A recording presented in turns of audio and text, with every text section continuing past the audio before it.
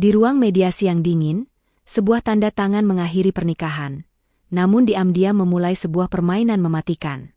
Ia dianggap lemah, diremehkan, dan ditinggalkan tanpa harta.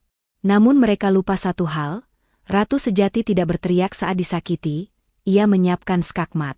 Ketika topeng kesuksesan runtuh dan kebenaran dipertontonkan di hadapan dunia, hanya satu yang tersisa, keadilan dan kebebasan. Assalamualaikum warahmatullahi wabarakatuh. Kisah ini terinspirasi berdasarkan kisah nyata. Nama, tempat dan karakter telah diubah demi menjaga privasi semua pihak. Segala bentuk kesamaan dan kejadian sebenarnya hanya kebetulan semata. Tonton sampai selesai karena sangat menguras emosi. Jangan lupa juga tekan tombol like dan subscribe. Baiklah, begini ceritanya. Suasana di dalam ruangan mediasi pengadilan agama terasa begitu dingin dan mencekam. Di satu sisi meja kayu panjang yang mengilap, duduk Kevin dengan setelan jas mahal, wajahnya menunjukkan ekspresi kemenangan. Ia menatap Shakila, wanita yang sebentar lagi resmi menjadi mantan istrinya, dengan tatapan meremehkan. Pengacara Kevin meletakkan berkas tebal di hadapan Shakila. Kevin menyeringai, "Keputusanmu ini adalah kesalahan terbesar, Shakila. Kau pikir kau bisa bertahan hidup di kota besar ini tanpa aku? Kau hanya ibu rumah tangga yang bisanya menghabiskan uangku." Kata-kata itu meluncur penuh arogansi, namun Shakila tetap tenang. Kedua tangannya terlipat rapi. Pengacaranya hendak menyela, tapi Shakila memberi isyarat halus untuk menahan. Ia ingin mendengar semuanya. Setelah Kevin selesai berpidato, ia menyodorkan pulpen mahal. "Tanda tangani. Buktikan kau berani hidup susah." Shakila mengambil pulpen itu. Ia membaca sekilas, memastikan semuanya sesuai rencananya, tanpa tuntutan harta gono gini. Dengan gerakan tegas dan tanpa keraguan sedikitpun, Shakila membubuhkan tanda tangannya di atas materai. Tinta hitam itu menggoreskan akhir dari 5 tahun penderitaan. Ia menutup berkas dan menggesernya kembali. Kevin tertawa kecil, merasa beban berat telah terangkat, merasa bebas. Shakila berdiri, merapikan pakaiannya, dan menatap Kevin untuk terakhir kalinya. Tanpa sepatah kata pun, ia berbalik, berjalan menuju pintu keluar. Langkahnya ringan, seolah beban ribuan ton telah lepas dari punggungnya. Di luar gedung pengadilan, mobil sedan hitam sudah menunggu. Shakila duduk di kursi penumpang belakang. Ia mengeluarkan komputer tablet dari tas kerjanya. Layar tablet itu menyala menampilkan logo bank swasta ternama. Shakila memasukkan kode keamanan ganda dan memindai sidik jarinya untuk masuk ke dalam sistem sebagai administrator utama. Kevin lupa atau terlalu sombong untuk menyadari bahwa ia tidak pernah memiliki rekening utama. Semua aset dan kartu aksesnya berinduk pada rekening warisan keluarga Shakila. Jari Shakila melayang di atas layar tablet. Ia masuk ke menu pengaturan akses pengguna, mencari nama Kevin. Tanpa ragu sedikitpun, ia menekan tombol, blokir seluruh kartu kredit tambahan, bekukan akses penarikan tunai, dan putus sambungan token digital perusahaan. Sistem meminta konfirmasi. Shakila menekan konfirmasi dengan mantap. Layar menampilkan centang hijau besar, akses berhasil dicabut. Shakila menyandar kembali ke kursi yang empuk. Ia memejamkan mata sejenak, bergumam pelan, mengucapkan selamat tinggal pada masa lalunya yang menyakitkan. Ia bukan lagi istri yang diam. Permainan baru saja dimulai. Kevin dan Tiara tiba di hotel bintang 5 paling bergengsi. Kevin ingin membuktikan kepada dunia bahwa ia sukses dan bahagia tanpa Shakila. Di ruang kerja manajer hotel, Tiara dengan mata berbinar menunjuk paket Royal Wedding seharga Rp450 juta. Kevin, ingin terlihat gagah, langsung menyetujui tanpa menawar. Manajer menjelaskan bahwa deposit minimal 50% harus dibayar segera. Dengan gaya santai, Kevin mengeluarkan kartu kredit berwarna hitam yang selama ini menjadi simbol status sosialnya. Ia meletakkan kartu itu di atas meja marmer dengan bunyi, "Tuk." Manajer hotel mengambil kartu tersebut dan memasukkannya ke mesin EDC. Kevin tersenyum pada Tiara. Namun, senyum itu perlahan memudar ketika manajer hotel mengerutkan kening. Mesin EDC mengeluarkan bunyi bip panjang dan mencetak stroke kecil dengan tulisan ditolak. Manajer mencoba menggeseknya sekali lagi, hasilnya tetap sama. Kevin mulai merasa tidak nyaman, tertawa canggung, beralasan mungkin chip kartunya rusak. Kevin dengan gugup mengeluarkan kartu platinum lain. Manajer kembali mencoba memproses transaksi. Detik-detik menunggu proses otorisasi terasa seperti berjam-jam. Sekali lagi, mesin itu menolak dengan keterangan, hubungi bank penerbit. Wajah Kevin mulai memerah karena malu. Tiara menatapnya dengan kecemasan. Untuk menyelamatkan mukanya, Kevin mengeluarkan buku cek perusahaan. Ia berpikir, sebagai direktur utama, ia bisa membereskannya nanti dengan bagian keuangan. Ia menulis nominal Rp450 juta di lembar cek, dengan tangan sedikit gemetar lalu menandatanganinya. Ia menyerahkan cek itu kepada manajer hotel sambil berkata, "Cek ini pasti cair. Ini rekening perusahaan besar." Manajer hotel menerima cek tersebut. Kevin berhasil melewati krisis kecil itu. Di belakang layar, sang manajer segera menelepon asisten Sakila untuk melaporkan. Instruksi dari Sakila adalah, biarkan proses persiapan pesta berjalan, jangan cairkan cek sampai hari haji. Panggung kehancuran Kevin telah berdiri. Kekacauan finansial Kevin berlanjut keesokan harinya. Di butik tas dan sepatu mewah, total belanjaan Tiara mencapai ratusan juta. Kevin mencoba lagi kartu kreditnya. Gagal. Ia mencoba transfer mobile banking. Aplikasi diblokir, akun Anda diblokir sementara. Silakan hubungi kantor cabang. Keringat dingin mengucur di pelipis Kevin. Ia berjanji akan transfer dari kantor, lalu buru-buru menyeret Tiara ke showroom mobil mewah. Di sana, Kevin memilih sedan sport seharga miliaran, yakin pengurusan leasing akan lebih aman. Namun, saat pemeriksaan data kredit dilakukan, wajah manajer showroom berubah kaku. Setelah berbisik-bisik, manajer menjelaskan dengan dingin bahwa pengajuan kredit Kevin ditolak otomatis. Alasannya, nama Bapak masuk daftar hitam internal grup pembiayaan, karena adanya indikasi pembekuan aset dan sengketa kepemilikan. Kevin terbelalak kaget. Ia marah besar, menuduh sistem bermasalah, namun ia mulai sadar. Ini bukan gangguan teknis. Ini adalah Sakila. Di kantor pusat perusahaan induk, tempat yang jarang didatangi Kevin, sebuah amplop tebal berwarna krem mendarat di meja kerja Sakila. Asisten pribadinya menyerahkan amplop itu dengan hormat. Itu adalah undangan fisik pesta pernikahan Kevin dan Tiara, dirancang sangat mewah. Sakila membuka undangan itu perlahan. Tidak ada kesedihan, hanya senyum tipis yang sulit diartikan. Di dalam undangan tertera tanggal 2 hari lagi. Sakila mengambil pulpen tintanya, lalu menuliskan satu kata singkat di kartu konfirmasi kehadiran, hadir. Ia menyerahkan kartu itu kepada asistennya. Sakila tahu kehadirannya nanti bukan sebagai tamu, melainkan sebagai eksekutor yang akan mengakhiri sandiwara panjang ini. Hari yang ditunggu Kevin dan Tiara tiba. Suasana di ballroom hotel terlihat sangat mewah, dengan ribuan bunga segar dan lampu kristal megah. Namun, di balik kemewahan itu, Kevin merasa seperti berdiri di atas pasir hisap. Sejak pagi ia sudah berada di kamar hotel, tidak bisa tidur, terus diteror oleh pesan-pesan penagihan dari vendor. Butik pakaian, toko perhiasan, dan dekorasi meminta pelunasan sisa pembayaran. Kevin mondar-mandir di kamar dengan gelisah, terus-menerus berbohong bahwa uang sedang dalam proses clearing bank. Ia menepis pikiran bahwa Sakila merencanakan sesuatu. Menurutnya, Sakila terlalu lemah. Yang perlu ia lakukan hanyalah bertahan melewati malam ini dengan wajah tegak. Di pelaminan, ia memaksakan senyum saat menyalami tamu, sementara matanya terus bergerak liar, takut jika tiba-tiba ada penagih utang yang nekat masuk. Di sebuah rumah peristirahatan pribadi, Sakila selesai bersiap. Ia memilih gaun panjang berwarna hitam pekat berbahan sutra, dipadukan dengan hijab satin senada dan bros berlian peninggalan neneknya. Penampilannya memancarkan aura berkabung sekaligus kekuatan yang mengintimidasi. Ia bertemu dengan Tuan Julian, pria parubaya berwibawa yang mengenakan setelan jas formal. Julian bertanya apakah Sakila yakin ingin melakukan ini di depan umum. Sakila tersenyum tipis. Luka di hati saya sudah mengering.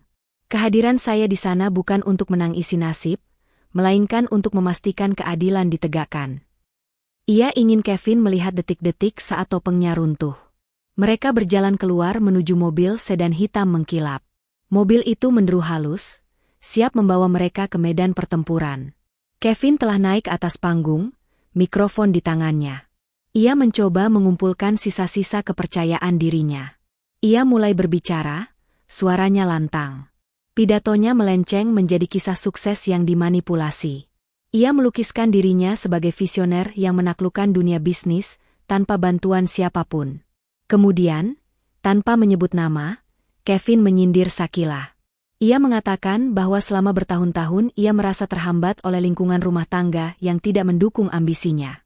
Ia menggambarkan mantan istrinya sebagai sosok yang kaku, tidak memiliki visi, dan tidak bisa mengimbangi gaya hidup serta pemikirannya yang maju. Saya membutuhkan pasangan yang bisa menjadi pendorong, bukan pemberat langkah saya, seru Kevin. Tiara tersenyum penuh kemenangan di belakangnya. Kevin menutup pidatonya dengan mengajak semua tamu bersulang bagi masa depan cerah, kepada kebebasan dan kesuksesan sejati. Seru Kevin, merasa tak terkalahkan. Tepat ketika sorak-sorai mereda, lampu sorot yang menyorot Kevin tiba-tiba berkedip sekali, lalu meredup. Bukan hanya lampu panggung, lampu kristal utama juga meredup hingga nyaris padam. Ruangan menjadi remang-remang. Musik orkestra yang merdu mendadak berhenti total, karena lampu di area pemain musik mati. Para tamu mulai kasak-kusuk. Kevin menoleh ke teknisi lampu, memberi isyarat agar lampu dinyalakan kembali, namun teknisi itu panik. Kevin mencoba berbicara lagi melalui mikrofon, mohon tenang, hadirin sekalian. Ini hanya gangguan teknis kecil. Tapi suaranya tidak terdengar. Mikrofon di tangannya mati total. Sound system seluruh ruangan telah dinonaktifkan. Keheningan yang tidak wajar menyelimuti ruangan. Manajer hotel di sudut ruangan menatap Kevin dengan tatapan dingin, seolah eksekutor yang baru saja menerima perintah tembak. Di tengah keremangan cahaya darurat, perhatian semua orang teralihkan ke pintu utama ballroom. Pintu ganda raksasa itu perlahan terbuka, menampilkan siluet dua orang yang berdiri tegak. Perlahan mereka melangkah masuk. Suara langkah kaki mereka terdengar jelas dan ritmis di atas lantai marmer. Teh, teh, teh. Sosok wanita itu adalah Shakila, mengenakan busana muslimah hitam pekat yang anggun. Di sampingnya berjalan Tuan Julien, pria parubaya dengan wibawa luar biasa, dikenal sebagai pemilik grup Cakrawala. Para tamu senior terkesiap kaget, mengenali Julien. Kevin di atas panggung memucat. Tiara yang tidak mengerti bahaya, langsung meledak marah. Hei, siapa yang menyuruh perempuan kampung ini masuk? Security. Usir mereka sekarang juga, teriak Tiara melengking. Teriakan kasarnya memecah keheningan. Namun, petugas keamanan justru membentuk barikade, mengawal Shakila dan Julien yang terus berjalan lurus ke arah panggung. Shakila dan Julien duduk di meja VIP. Julien berdiri, mengeluarkan mikrofon nirkabel perak yang berfungsi. Suaranya terdengar berat dan berwibawa. Maaf mengganggu pesta kecil kalian, Saudara Kevin. Saya rasa ada sedikit kekeliruan dalam pidato Anda tadi. Julien menjentikkan jari. Layar proyektor raksasa menyala.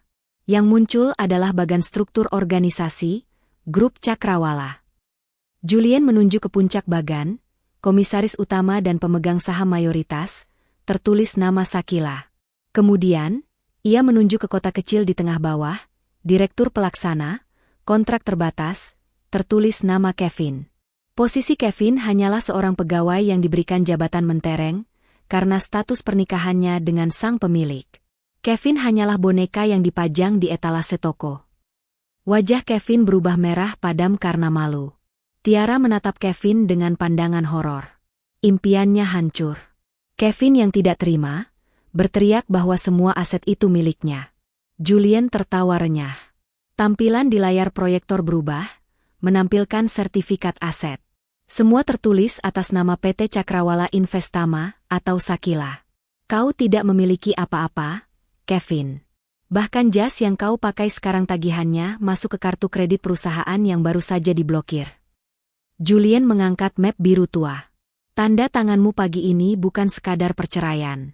Itu adalah persetujuan pengaktifan klausul indemnity, yang berbunyi, apabila pihak kedua melepaskan statusnya sebagai suami dari pemegang saham utama, maka seluruh kerugian perusahaan yang terjadi selama masa jabatanmu serta seluruh pengeluaran pribadi yang menggunakan fasilitas perusahaan tanpa otorisasi tertulis. Statusnya berubah seketika menjadi utang pribadi yang wajib dilunasi dalam tempoks 24 jam. Kalimat itu meledak di otak Kevin. Total utangmu saat ini, termasuk kerugian proyek gagal dan biaya pesta R450 juta ini, mencapai R10,450,000,000. Kevin terhuyung, jatuh terduduk di lantai panggung. Tepat setelah Julien selesai bicara, pintu samping ballroom terbuka. Petugas kepolisian berseragam lengkap masuk, didampingi tim legal perusahaan. Kevin didakwa atas tuduhan penggelapan dana. Polisi menarik tangan Kevin yang lemas, memasangkan borgol besi yang dingin. Kevin menangis meraung-raung. Ia melihat ke arah Shakila, mantan istrinya, yang kini berdiri perlahan. "Shakila, tolong aku. Maafkan aku. Kita pernah saling mencintai." Rengek Kevin putus asa, bersujud di lantai. Shakila menatapnya dengan tatapan kosong. "Kau sendiri yang memilih takdirmu, Kevin. Tanda tangan di surat cerai itu adalah pilihanmu. Aku sudah selesai menjadi penyelamatmu." Kevin diseret polisi. Tiara juga dicegat oleh manajer hotel dan vendor. "Nama Anda tercantum sebagai penanggung jawab kedua," tegas manajer. Tiara menjerit histeris, melempar cincin pertunangannya ke wajah Kevin, menuduhnya penipu.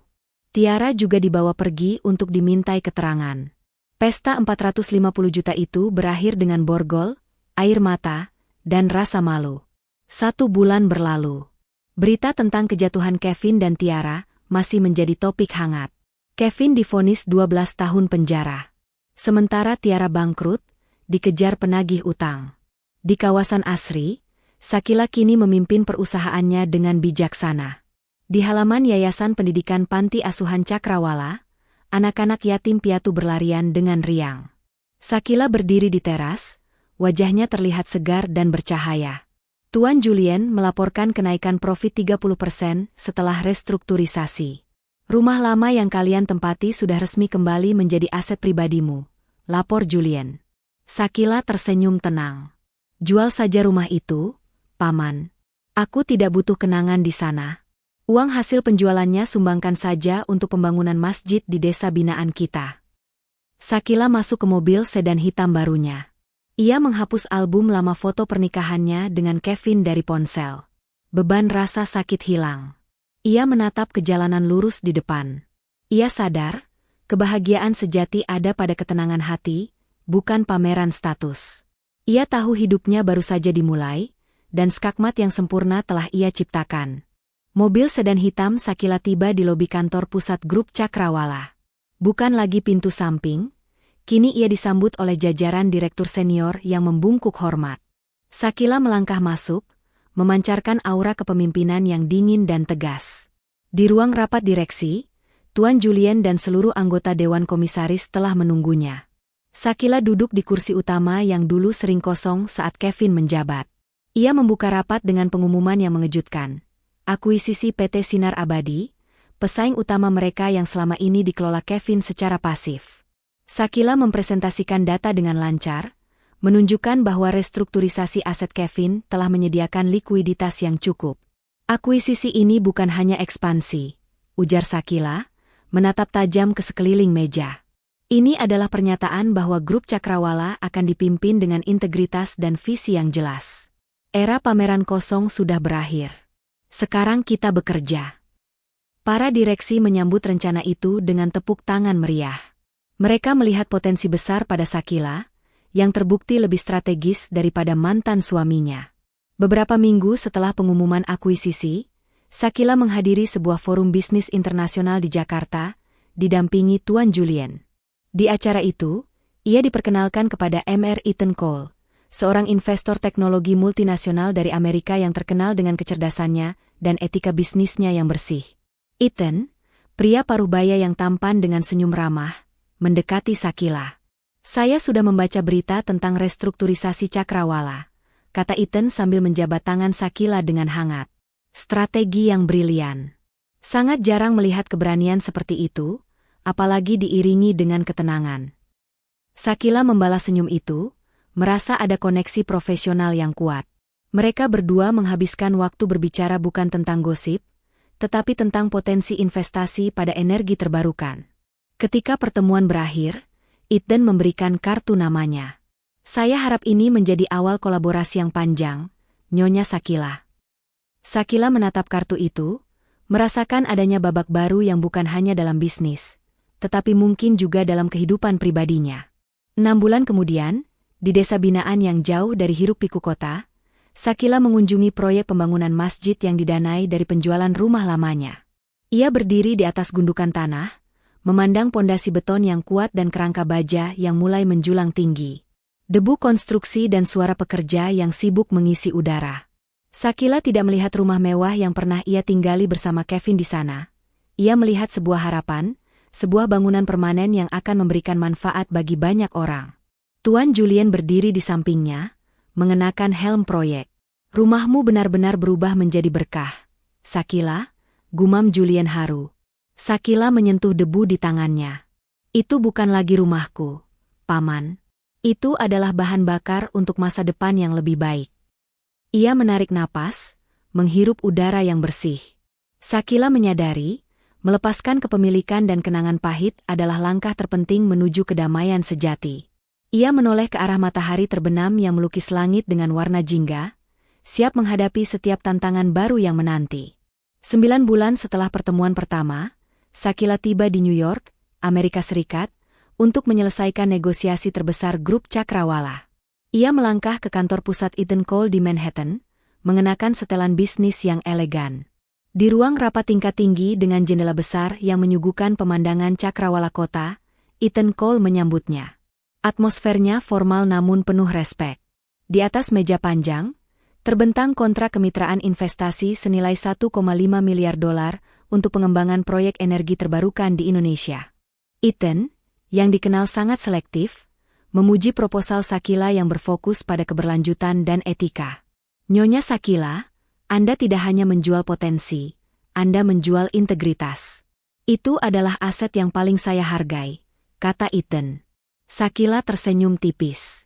Setelah beberapa revisi kecil, Shakila mengambil pulpen, dengan mantap menandatangani dokumen itu. Kemitraan resmi Cakrawala dan Cole Holdings ini menandai lompatan Shakila dari pengusaha lokal menjadi pemain global. Keesokan harinya, di hadapan media internasional, Shakila dan Ethan Cole menggelar konferensi pers. Cahaya lampu kamera menyorot panggung. Shakila, berdiri tegak di samping Ethan, tampak tenang dan berwibawa. Ia berbicara dalam bahasa Inggris yang fasih, menjelaskan visi grup Cakrawala untuk transisi energi bersih. Ia menekankan bahwa keberhasilan bisnis tidak boleh mengorbankan tanggung jawab sosial dan lingkungan. Akuisisi yang kami lakukan sebelumnya dan kemitraan ini membuktikan bahwa perusahaan yang dipimpin dengan integritas akan selalu menemukan jalan menuju pertumbuhan yang berkelanjutan, ujar Shakila, suaranya dipenuhi keyakinan. Para jurnalis terpukau. Salah satu reporter senior bertanya tentang masa lalunya. Shakila menjawab, "Masa lalu adalah guru terbaik. Ia mengajari saya bahwa pondasi terkuat sebuah kerajaan bukanlah kemewahan palsu, melainkan kepercayaan." Pengumuman ini menjadi berita utama, mengangkat Shakila sebagai ikon baru kepemimpinan bisnis Asia yang tangguh. Kembali ke Jakarta, Shakila pindah ke sebuah apartemen kecil yang modern, jauh dari gemerlap rumah mewah yang pernah ia benci. Ia duduk di balkon, menikmati pemandangan lampu-lampu kota yang berkelip di bawah. Ia tidak mencari kemewahan, tetapi kedamaian. Ponselnya bergetar, menampilkan pesan dari Ethan Cole yang mengucapkan selamat atas keberhasilan konferensi pers. Ethan juga menanyakan jadwal Shakila bulan depan dan menyeratkan bahwa ia ingin membahas proyek non-bisnis di waktu luangnya. Shakila tersenyum, merasakan kehangatan yang berbeda. Setelah semua kekacauan dan penghinaan yang ia lalui, ia menyadari bahwa hidup telah memberinya kesempatan kedua. Bukan hanya untuk membangun kembali bisnisnya, tetapi juga hatinya. Ia mengetik balasan singkat kepada Ethan, menyambut baik tawaran itu. Shakila menyandar ke kursi. Papan catur telah bersih, dan ia siap memulai babak baru. Kini sebagai ratu yang telah memenangkan perangnya sendiri, siap untuk mencintai dan dicintai dengan tulus. Shakila menerima ajakan makan malam kasual dari Ethan Cole. Mereka sepakat untuk bertemu di sebuah restoran rooftop yang tenang di Jakarta, jauh dari kebisingan pusat bisnis. Sakila memilih gaun panjang berwarna biru safir yang elegan, gaya yang lebih lembut dan personal dibandingkan setelan bisnis hitamnya. Ethan datang dengan pakaian semi-formal yang santai. Percakapan mereka mengalir ringan, membahas seni, musik, dan hobi, jauh dari laporan keuangan atau strategi akuisisi. Ethan menceritakan bagaimana ia mengagumi ketenangan Sakila di bawah tekanan, sambil mengakui bahwa ia sudah melakukan riset mendalam tentang masa lalu Sakila, termasuk drama perceraiannya. "Saya tidak mencari pasangan bisnis, Sakila," ujar Ethan, menatapnya dengan tulus di bawah cahaya remang-remang lampu gantung. "Saya mencari seseorang yang memiliki ketulusan yang sama, yang memahami bahwa kekayaan sejati ada di karakter, bukan di neraca bank." Untuk menunjukkan sisi kehidupannya yang paling berharga, Sakila mengundang Ethan untuk mengunjungi Yayasan Pendidikan Panti Asuhan Cakrawala. Itu adalah kunjungan kejutan yang diatur tanpa sorotan media. Ethan terpukau melihat fasilitas yayasan yang bersih dan modern. Ia melihat Sakila berinteraksi dengan anak-anak yatim piatu, mengajukan pertanyaan tentang pendidikan mereka dengan kelembutan dan perhatian. Saat berjalan melewati taman yayasan yang rimbun, Ethan berkata, Inilah integritas yang Anda bicarakan. Bukan sekadar kata-kata di konferensi pers, tetapi tindakan nyata." Ethan kemudian menceritakan rencana amalnya sendiri untuk membangun pusat pelatihan teknologi bagi masyarakat kurang mampu di Afrika, sebuah proyek yang telah lama ia impikan. Sakila menatapnya, menyadari bahwa koneksi mereka jauh melampaui kepentingan bisnis. Mereka memiliki visi dan jiwa yang selaras dalam hal misi hidup yang lebih besar. Seminggu kemudian, di Bandara Internasional, Sakila mengantar Ethan yang harus kembali ke New York untuk mengurus operasi perusahaannya. Mereka berdiri di area keberangkatan yang ramai. Ethan tidak menjabat tangannya seperti saat mereka bertemu pertama kali. Sebaliknya, ia memegang kedua tangan Sakila dengan lembut, tatapan matanya intens dan penuh janji. "Saya akan kembali secepatnya. Dan kali ini, mungkin untuk tinggal lebih lama," janji Ethan. Matanya memancarkan ketegasan yang sama saat ia menandatangani kontrak $1,5 miliar. Sakila merasakan kehangatan yang jujur, rasa aman yang belum pernah ia rasakan sebelumnya. Ia tidak lagi merasa perlu membangun benteng pertahanan di sekitar hatinya. "Saya akan menunggunya, Ethan," jawab Sakila, senyumnya kini benar-benar tulus dan bebas dari rasa sakit masa lalu. Saat Ethan berbalik melangkah menuju pintu imigrasi, Sakila menyaksikan kepergiannya, menyadari bahwa kemenangan terbesarnya bukanlah menghancurkan Kevin, tetapi membebaskan dirinya sendiri untuk menerima cinta yang sejati dan terhormat. Ia berdiri tegak, siap menyambut babak baru kehidupan yang penuh harapan. Beberapa bulan setelah Ethan kembali ke New York, Sakila fokus memimpin grup Cakrawala dengan integritas yang tinggi. Suatu sore, ia menerima kunjungan dari perwakilan konglomerat besar yang berniat mengakuisisi grup Cakrawala dengan harga gila-gilaan, jauh di atas nilai pasar. Pertemuan berlangsung di kantor Sakila. Pria perwakilan itu, Mr. Dharma, menyodorkan cek di atas meja, diiringi janji untuk memberinya kekuasaan penuh di anak perusahaan baru, asalkan Sakila bersedia memotong beberapa proyek amal dan energi terbarukan yang ia prioritaskan, demi memaksimalkan profit jangka pendek.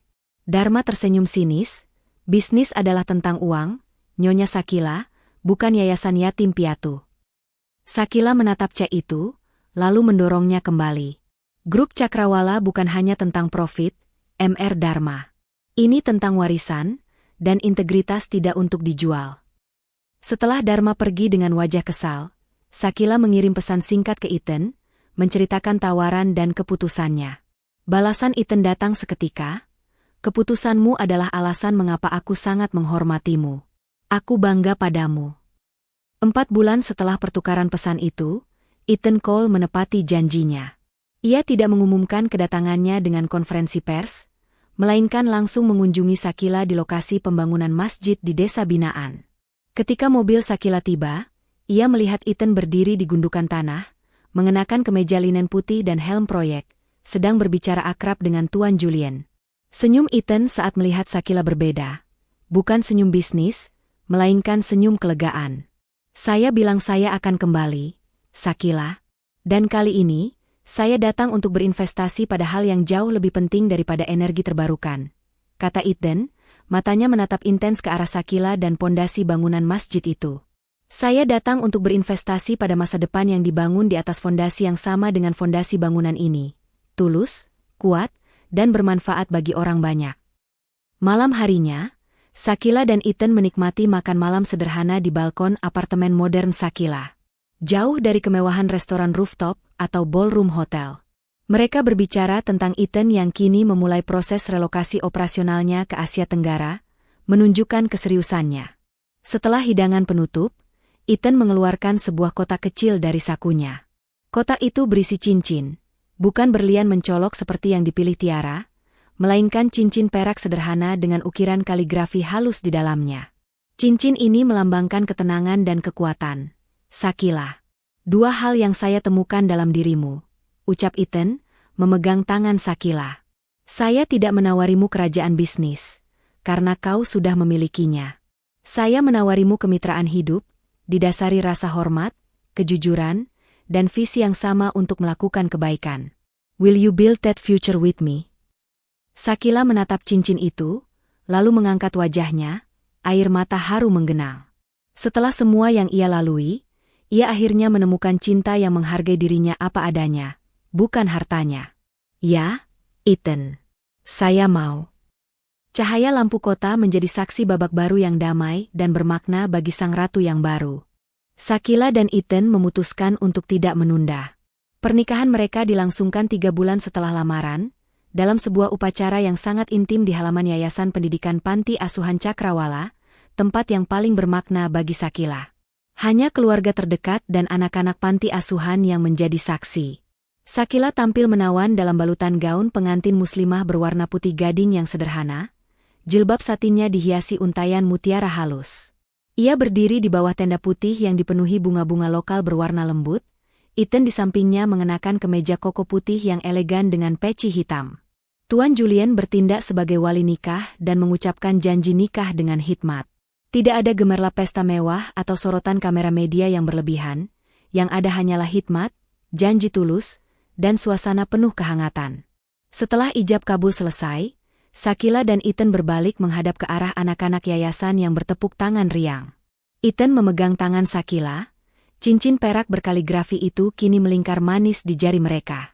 Ini adalah pondasi kita, Shakila, bisik Ethan lembut, matanya dipenuhi cinta yang jujur, dibangun di atas tujuan yang sama, bukan ilusi kekayaan. 2 tahun kemudian, proyek pembangunan masjid yang didanai dari penjualan rumah mewah Shakila yang penuh kenangan pahit telah selesai sepenuhnya. Bangunan itu kini berdiri tegak dan megah dengan kubah putih bersih, menjadi pusat kegiatan spiritual desa binaan. Shakila dan Ethan, kini sebagai pasangan suami istri yang solid dan mitra bisnis yang harmonis, mengunjungi lokasi itu. Shakila berdiri di halaman masjid yang bersih, mengenakan pakaian kasual yang modis. Suara azan maghrib berkumandang pelan, mengisi udara sore. Ia teringat betapa ia pernah membenci rumah mewah yang menjadi penjara emasnya. Kini, kebencian itu telah diubah menjadi tempat ibadah yang memberi manfaat abadi. Tuan Julian, yang tiba membawa teh hangat, menghampiri mereka. Kevin mengajukan banding untuk hukuman penjara 12 tahunnya, tapi ditolak. Kata Julian. Dia akan tetap mendekam di sana hingga waktu yang ditentukan. Shakila mendengarnya tanpa reaksi emosional. Ia menatap Ethan, lalu tersenyum. Dinding penjara terkuat bukan dibangun oleh besi, Paman, ujar Shakila tenang. Tapi oleh ketidakjujuran. Dia telah mengunci dirinya sendiri, dan kini, saya benar-benar bebas. 5 tahun berlalu. Grup Cakrawala dan Coal Holdings telah menjadi kekuatan global yang tak terpisahkan dalam investasi energi terbarukan dan proyek berkelanjutan. Di sebuah panggung forum ekonomi internasional bergengsi di Davos, Swiss, Shakila dan Ethan Cole berdiri berdampingan. Mereka mempresentasikan strategi energi hijau mereka di hadapan para pemimpin dunia dan investor besar. Shakila, kini dikenal sebagai salah satu pengusaha paling berpengaruh di Asia, berbicara dengan otoritas yang tenang dan meyakinkan tentang pentingnya integritas dalam rantai pasok global. Ia mengenakan setelan bisnis yang dibuat khusus, memancarkan profesionalisme tingkat tinggi. Ethan menatap istrinya dengan bangga. Di tengah sesi tanya-jawab, seorang wartawan bertanya tentang ambisinya untuk masa depan. Shakila tersenyum, senyum yang memancarkan kedewasaan dan kebahagiaan sejati, bukan arogansi. Ambisi saya kini sederhana, jawab Shakila, suaranya jernih. Memastikan bahwa setiap keputusan bisnis yang kami buat akan meninggalkan warisan yang bersih, baik bagi lingkungan maupun bagi generasi berikutnya. Setelah presentasi, ia dan Ethan berjalan meninggalkan panggung. Tangan Ethan diletakkan di punggung Shakila. Mereka bukan hanya pasangan bisnis. Mereka adalah pasangan hidup yang membangun kerajaan bukan dari emas palsu, melainkan dari misi yang mulia dan integritas yang tak tergoyahkan. 7 tahun telah berlalu sejak skakmat sempurna itu. Di Jakarta, Shakila dan Ethan Cole menggelar perayaan hari jadi Yayasan Pendidikan Panti Asuhan Cakrawala. Acara itu dipenuhi tawa dan sukacita. Bukan hanya anak-anak panti, tetapi juga para investor dan direksi yang terbang dari berbagai belahan dunia untuk melihat langsung dampak nyata dari keuntungan yang mereka investasikan. Shakila, kini dalam usia awal 30-an, berdiri di tengah taman yayasan yang dipenuhi bunga-bunga tropis. Ia mengenakan gaun panjang berwarna hijau mint yang lembut, mencerminkan kedamaian hatinya. Ethan berdiri di sampingnya, menerjemahkan pertanyaan seorang jurnalis dari Financial Times. Shakila menjelaskan bahwa keberhasilan grup Cakrawala dan Cole Holdings didorong oleh prinsip bahwa modal harus melayani kemanusiaan, bukan sebaliknya. Saat ia melihat sekelompok anak yatim piatu berlari mengejar balon, Shakila menyadari bahwa warisan sejati yang ia inginkan sudah mulai terbentuk, jauh lebih berharga daripada semua aset yang pernah ia miliki bersama Kevin. Sambil menikmati suasana perayaan, Tuan Julian mendekati Shakila dan Ethan. Dengan berbisik, Julian menyampaikan sebuah kabar yang sudah lama tidak mereka dengar. Kevin baru saja mengajukan pembebasan bersyarat lebih awal, tapi permohonannya ditolak. Pihak berwenang menemukan bukti bahwa dia masih mencoba memanipulasi beberapa dokumen lama perusahaan dari dalam, bahkan setelah 7 tahun, lapor Julian dengan nada lelah. Shakila hanya mengangguk pelan, tanpa raut emosi sedikitpun. Ia menoleh ke arah sebuah pohon besar yang baru ditanam, di bawahnya beberapa anak sedang membaca buku. Dia masih mencoba membangun ilusi. Ya paman, gumam Shakila. Ia tidak lagi marah, hanya merasa kasihan. Ethan meletakkan tangannya di bahu Shakila. Dunia ini luas, Shakila. Jangan buang energimu untuk melihat ke belakang. Shakila tersenyum, lalu berbalik penuh, benar-benar memunggungi masa lalu itu. Ia memberikan instruksi kepada Julian untuk menghentikan semua pemantauan hukum terhadap Kevin. Biarkan dia bertanggung jawab sepenuhnya atas takdirnya. Babak itu sudah selesai dan kuncinya sudah saya buang, tegas Shakila. Malam itu, Shakila dan Ethan kembali ke apartemen kecil mereka di Jakarta. Shakila duduk di pangkuan Ethan di balkon, memandangi langit malam yang dipenuhi bintang, jauh dari hiruk-pikuk perayaan. Setelah bertahun-tahun fokus membangun kerajaan bisnis yang etis dan menemukan kedamaian pribadi, kini mereka membahas langkah selanjutnya. Kita punya Cakrawala, kita punya Cole Holdings, dan kita punya yayasan yang menjadi pondasi kita, ujar Ethan, mencium kening Shakila dengan lembut. Tapi, ada satu fondasi lagi yang ingin aku bangun bersamamu, Shakila.